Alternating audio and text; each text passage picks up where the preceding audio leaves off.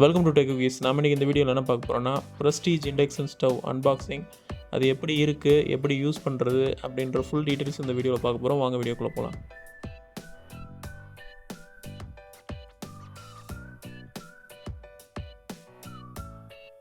இந்த prestige induction stove அமேசானில் 1600 ரேஞ்சில் கிடைக்குது. அதாவது கரெக்டாக சொல்லணும்னா 1599 ரூபா. இதோட அமேசான் லிங்க்கை கீழே டிஸ்கிரிப்ஷன்லேயும் ஃபஸ்ட் கம்ப்ளீட் கொடுக்குறேன், தேவைப்பட்டவங்க போய் பாருங்கள்.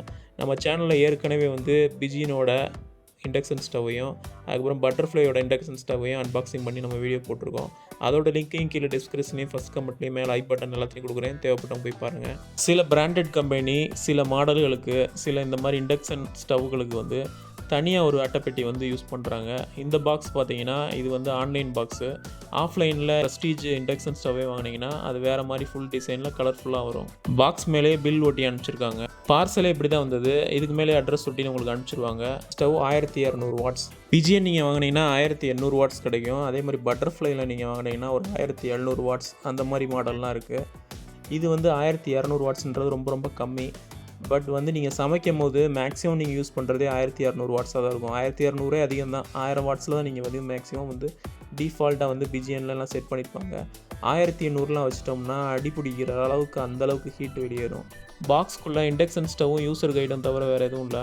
ஃபஸ்ட் தடவை இதை யூஸ் பண்ண போகிறீங்கன்னா தவறாமல் யூசர் கைடை படிச்சுட்டு அப்புறமேட்டு யூஸ் பண்ணுறது ரொம்ப நல்லது.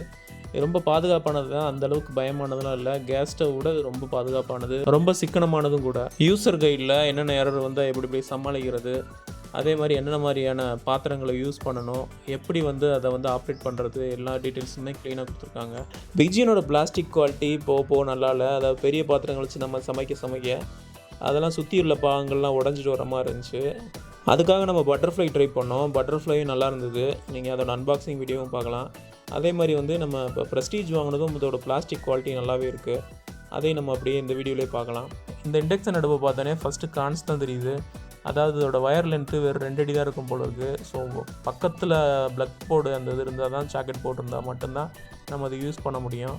இல்லைன்னா பவர் எக்ஸ்டென்ஷன் பாக்ஸ் போட்டு தான் நம்ம யூஸ் பண்ண முடியும். அதோட கெப்பாசிட்டியும் அதிகமாக இருக்கணும். அதாவது 1200 வாட்ஸ் யூஸ் பண்ணுதுன்னா நீங்கள் சாதாரணமான ஜங்ஷன் பாக்ஸ் யூஸ் பண்ணிங்கன்னா அது அப்படியே ஸ்பார்க் அடிச்சிடும். Fridge, washing machine, micro oven மாதிரியே இண்டக்ஷன் அடுப்பும் ஹெவியான பவர் கன்சியூமிங் எலக்ட்ரானிக் டிவைஸு. அதனால் நீங்கள் என்ன பண்ணணும்னா 16 ஆம்ப் ஜாக்கெட்டு, 16 ஆம்ப் ஸ்விட்சு அந்த மாதிரி இதுக்கு ரெடி பண்ணிக்கோங்க. இண்டக்ஷன் அடுப்போட பிளாஸ்டிக் குவாலிட்டிலாம் சூப்பராக இருக்குது. நீங்கள் பிஜிஎனுக்கும் இதுக்கும் கம்பேர் பண்ணிங்கன்னா இதுதான் சுப்பீரியர் குவாலிட்டியாக இருக்குது. அதே மாதிரி ஒயர் குவாலிட்டி நல்லா இருக்குது. லென்த்து தான் ரொம்ப ரொம்ப கம்மியாக இருக்குது. பட்டன்ஸ்லாம் ப்ரெஸ்ஸிங் டைப்பில் தான் வருது, டச் டைப்பில் இல்லை. அதே மாதிரி டிசைனும் பிஜிஎன் ஒட்டி தான் வருது. பட்டர்ஃப்ளை லைட்டாக டிஃப்ரெண்ட் பண்ணியிருப்பாங்க. இது கொஞ்சம் சேமாக இருக்குது. ஆனால் பிஜிஎன் தரையாக இருக்கும். இதுக்கு அடியில் 1.25 இன்ச்சு புஷ் கொடுத்ததுனால இது கொஞ்சம் உயரமாக இருக்குது. அது யூஸ் பண்ணுறதுக்கும் நல்லாயிருக்கும். மெனு அதே மாதிரி சவுத் இண்டியனுக்கு ஏற்ற மாதிரி கொடுத்துருக்காங்க. Idli, deep fry, pressure cooker, dosa, chapati, கறி இந்த மாதிரி தனித்தனி பட்டன்ஸ் கொடுத்துருக்காங்க. அதே மாதிரி மற்ற இண்டக்ஷன் ஸ்டவ்வுக்கும் இதுக்கும் என்ன டிஃப்ரெண்ட்டுனா, மேலே மெயின் சுவிட்சை போட்டுட்டு கீழே பவர் ஆன் பண்ணிட்டாலுமே இந்த இண்டக்ஷன் ஸ்டவ் ரன் ஆகாது. எந்த மெனுவை நீங்கள் செலக்ட் பண்ணி ப்ரெஸ் பண்ணுறீங்களோ அந்த மெனுவில் தான் ஸ்டார்ட் ஆகும். உதாரணத்துக்கு சார்ட் மெனு பட்டனை செலக்ட் பண்ணிங்கன்னா அங்கே 1200 ஸ்டார்ட் ஆகும். நம்மளுக்கு தேவையான வாட்டை கூட்டிக்கலாம், குறைச்சிக்கலாம். அதுக்கு அந்த டிஸ்பிளே ஒட்டி டவுன் ஆரவும் அப் ஆரவும் கொடுத்துருக்காங்க. மெனு பட்டனில் ஒன்றும் வித்தியாசம் கிடையாது. நீங்கள் இப்போ மில்க்குன்னு செலக்ட் பண்ணிங்கன்னா 20 வாட்ஸ் செலக்ட் பண்ணோம். சார்ட்டுன்னா 1200. அதே மாதிரி குக்கர்ன்ற மெனுவை நீங்கள் செலக்ட் பண்ணிங்கன்னா 1100. இந்த மாதிரி ஒவ்வொரு இதுலேயும் டிஃப்ரெண்ட் ஆகுமே தவிர, நீங்கள் ஏதாவது ஒரு மெனுவை செலக்ட் பண்ணிவிட்டு அதை ப்ளஸ் மைனஸ் பண்ணி கூட நம்ம அதே வாட்டேஜ், நமக்கு தேவையான வாட்டேஜ் கொண்டு வந்துக்கலாம். பிஜிஎன் இண்டக்ஷன் ஸ்டவ்லேயோ இல்லை பட்டர்ஃப்ளை இண்டக்ஷன் ஸ்டவ்லேயோ இண்டக்ஷன் ஸ்டவ்வில் இருக்க ஆன் பட்டன் அமைக்கிட்டாவே அதில் இருக்க டிஃபால்ட் ஆனுக்கு போயிடும். இப்போ பார்த்தீங்கன்னா பட்டர்ஃப்ளைல பார்த்தீங்கன்னா 1700 வாட்ஸ் ஹை லெவலு. ஸோ அதில் ஆன் ஆகும். இப்போ பிஜிஎனில் ஆன் பண்ணிங்கன்னா 1000 வாட்ஸு, அதாவது மிடில் தான் ஆன் ஆகும். அது 1000 வாட்ஸில் ஆன் ஆகும். ஆனால் அதோட ஹை பவர் 1800 வாட்ஸ். சுற்றி வெண்டிலேஷன் ஹோல்ஸ் மேலே ஃபேன் கொடுத்துருக்காங்க. ஏன்னா அதில் நிறைய ஹீட் ஜென்ரேட் ஆகும். அதை ஃபுல்லாக வெளியேற்றிட்டு தான் அது ஐடியல் மோடுக்கு போகும். நீங்கள் அடுப்பை குக் பண்ணிவிட்டு ஆஃப் பண்ணிட்டாலும், அதாவது பட்டன் டிவைஸில் இருக்க பட்டன் ஆஃப் பண்ணிட்டாலுமே ஃபேன் சுற்றிக்கிட்டே இருந்துட்டு ஒரு 2 நிமிஷம் ஓடிட்டு உள்ளே இருக்க ஹீட்டை ஃபுல்லாக வெளியேற்றிட்டு அதுக்கப்புறம் தான் ஐடியல் மோடுக்கு போகும். இண்டக்ஷன் ஸ்டவ் வழுக்காமல் இருக்கிறதுக்கு புஷ்ஷில் கீழ்ப்பக்கமாக ரப்பர் கொடுத்துருக்காங்க. ஸோ இது மூலமாக நீங்கள் தரைப்பகுதியிலையோ அந்த டைல்ஸ்லேயோ வைக்கும் போது வழுக்காமல் இருக்கும். அதோட பிளாஸ்டிக் குவாலிட்டி, பில்ட் குவாலிட்டிலாம் பார்க்க சூப்பராக இருக்குது. பிஜியனோட குவாலிட்டியாக தான் தெரியுது. இதுக்கு 1 இயர் மேனுஃபேக்சரர் வாரண்ட்டி இருக்குது. உங்கள் ஊரில் இருக்கிற ப்ரெஸ்டீஜ் ஷோரூம்லேயே இது நீங்கள் க்ளைம் பண்ணிக்கலாம். இப்போ இந்த இண்டக்ஷன் ஸ்டவ்வை ஆன் பண்ணி பார்த்துடலாம்.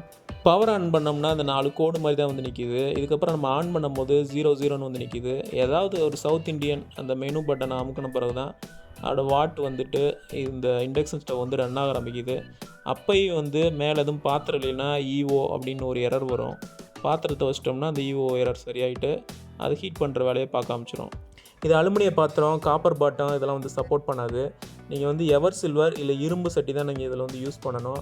அதுலேயும் வந்து அதோட இதை ஒட்டுற பகுதி வந்து ஃப்ளாட்டாக இருக்கணும். அது கொஞ்சம் ஊசியாக இருந்துட்டு இப்போ வடச்சட்டி மாதிரியான பாத்திரத்தெல்லாம் வந்து நீங்கள் இதில் யூஸ் பண்ண முடியாது. அது இரும்பாக எவர் சில்வராகவே இருந்தாலும். ஆனால் அடிப்பக்கம் அப்படியே ஸ்ட்ரைட் ஃப்ளாட்டாக இல்லாத பாத்திரத்தையும் இதை எடுத்துக்கிறோம். இப்போ உதாரணத்துக்கு நான் ஒரு பாத்திரத்தை காமிக்கிறேன் பாருங்கள். இது மாதிரி ஃப்ளாட்டாக இல்லாத கிண்ணத்தையும் வந்து இது வந்து அக்செப்ட் பண்ணுது. சின்ன கிண்ணத்துலேருந்து ஒரு பெரிய சைஸ் டம்ளர் வரைக்குமே இதில் சப்போர்ட் இருக்குது. இப்போ நம்ம இதில் சுடுதண்ணி போடுவது எப்படி அப்படின்றத பார்க்கலாம். இப்போ நம்ம பவர் ஆன் பண்ணாலும் டிஸ்பிளேல 00 நிற்கிது. ஏதாவது குக்கிங் மெனு பட்டனை செலக்ட் பண்ணால் மட்டும்தான் இதில் வாட்ஸ் ஓடிட்டு பாத்திரம் வந்து ஹீட் ஆகும். இப்போ சாட்ன்ற மெனு பட்டன் நான் வந்து அமுக்க போகிறேன். பார்த்தீங்கன்னா அதை ப்ரெஸ் பண்ண பிறகு 1200 வாட்ஸ் அப்படின்றது வருது. இந்த இண்டக்ஷன் ஸ்டவ்வில் இருக்க ஹை லெவல் பவரே இதுதான். இப்படி நம்ம யூஸ் பண்ணிகிட்டு இருக்கும்போதே மேலே இருக்க பாத்திரத்தை தூக்கணும்னா ஈஓ அப்படின்னு சொல்லிட்டு எரர் வரும். அதாவது பாத்திரம் இல்லை, அதாவது பாத்திரம் வைங்க அப்படின்ற மாதிரி காமிக்கும். பாத்திரம் வைக்காமலே இருந்தீங்கன்னா கொஞ்சம் நேரம் வார்னிங் காமிச்சிட்டு ஐடியல் மோடுக்கு போயிடும். வாட்டர் ஹீட் ஆகிட்டு அடியில் பபிள்ஸ்லாம் கிரியேட் ஆகிறத பார்க்கலாம். இந்த அளவுக்கு உங்களுக்கு ஹீட் தேவையில்லை அப்படின்னு பார்த்தீங்கன்னா டிஸ்பிளேக்கு பக்கத்தில் இருக்க டவுன் ஆரோவை கிளிக் பண்ணிங்கன்னா அப்படியே 1000 வாட்ஸு, 800 வாட்ஸு, 500 வாட்ஸு, 200 வாட்ஸுன்னு அப்படியே குறைய ஆரம்பிச்சிடும். வாட்டை இன்க்ரீஸ் பண்ணுறதுக்கு நீங்கள் அப்பார் ஆன் பண்ணிங்கன்னா 1200 வாட்ஸ் வரைக்குமே உங்களுக்கு வந்து இன்க்ரீஸ் ஆகும். இப்போ வந்து நான் மெனு பட்டனை செலக்ட் பண்ணியிருக்கோம். இது வந்து டைமர் மாதிரி வருது. இதே பிஜிஎனில் நீங்கள் அமுக்குனீங்கன்னா 80 வாட்ஸ் அந்த மாதிரி காமிக்கும். இதை வந்து அப்பாரை நம்ம கிளிக் பண்ணிவிட்டு அப்படியே இன்க்ரீஸ் பண்ணவும் செய்யலாம். கரின்ற மெனு பட்டன் அமுக்கணும்னா 800 வாட்ஸ் காமிக்குது.